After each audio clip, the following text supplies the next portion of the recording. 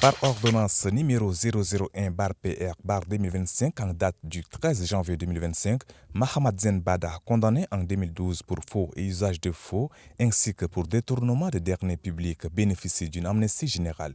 À partir de cette ordonnance, Mahamad Zen Bada, secrétaire général du mouvement patriotique du Salut, le parti au pouvoir qui a été recalé aux législatives de décembre 2024 pour des faits de détournement, recouvre ses droits civiques.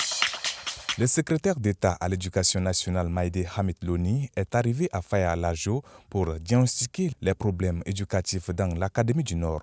En présence du gouverneur et d'autres acteurs du système éducatif, ils ont identifié des défis majeurs: manque d'enseignants, ressources insuffisantes, difficultés d'approvisionnement en eau et cantine, ainsi que des menaces environnementales.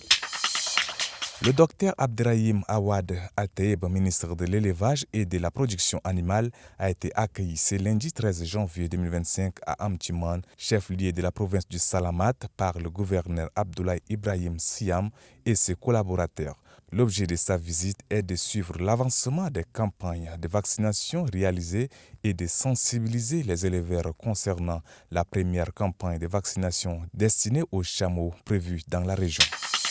Le Tchad et le Burkina Faso ont réaffirmé leur volonté de renforcer leur coopération culturelle lors de la visite du ministre burkinabé Gilbert Pingwandey Ouedraogo à N'Djamena.